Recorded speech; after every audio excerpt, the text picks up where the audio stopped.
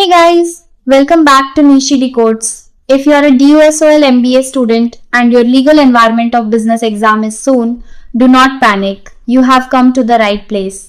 Today we are decoding Unit 1, the Indian Contract Act 1872. We aren't going to read boring legal definitions. Instead, we are going to understand the exact concepts that DU loves to repeat every single year in the simplest language possible. By the end of this video, you will be ready to write high-scoring answers. So, grab a notepad, turn off distractions, and let's get started. Let's start with the absolute favorite question of DUSOL examiners. They will give you this exact statement. All contracts are agreements, but all agreements are not contracts. They'll ask you to critically analyze it. How do you write this answer? First, decode the math of law. Write down this basic formula in your exam sheet. Agreement equals offer plus acceptance. Think about it. If your friend says, let's go out for a coffee tomorrow at Connaught Place, and you say, yes, sure, that is an agreement. You made an offer and they accepted. But is it a contract? No. Why? Because of formula number 2. Contract equals agreement plus legal enforceability. Legal enforceability simply means that if one person breaks the promise, the other person can legally drag them to court. If your friend cancels the coffee plan at the last minute, you cannot sue them in Delhi High Court for emotional damage. Why? Because it was a social agreement. There was no intention to create a legal relationship. So, every contract starts as an agreement. That's why all contracts are agreements. But since social, religious, or domestic agreements cannot be taken to court, all agreements do not become contract. Clear? Let's move to what makes an agreement a real contract. To make an agreement legally binding under Section 10, it must pass a checklist. If you memorize these 5 core essentials, you can frame the answer easily. Offer and acceptance. There must be 2 parties. One makes a lawful offer, the other gives absolute unconditional acceptance. Intention to create a legal relationship.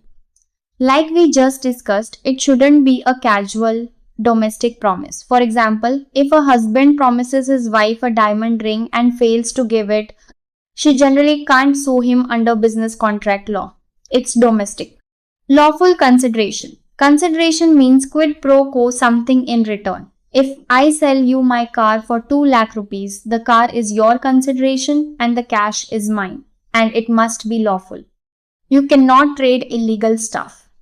Capacity of parties. Not everyone can sign a contract. The person must be a major 18 plus of sound mind, not drunk or mentally unstable, and not disqualified by law.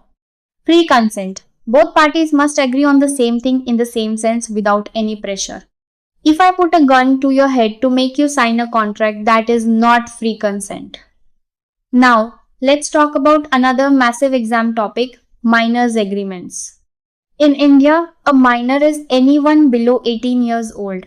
The law treats minors like innocent kids who need protection from smart, shady businessmen. The core rule here comes from a legendary landmark case called Mohori Bibee v. Dharmodas Ghose. The court made it clear, a minor's agreement is void ab initio. Void ab initio is just a fancy Latin phrase that means void from the very beginning. It has zero legal value. If a 16-year-old takes a loan of 5 lakh rupees from a bank by signing a contract, the bank cannot legally recover that money from him.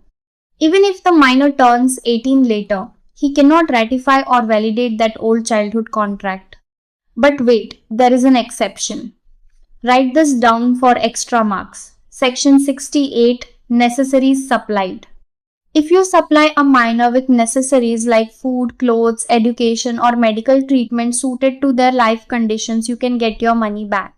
But here is the catch for your exam. You cannot sue the minor personally and you cannot grab his personal bicycle.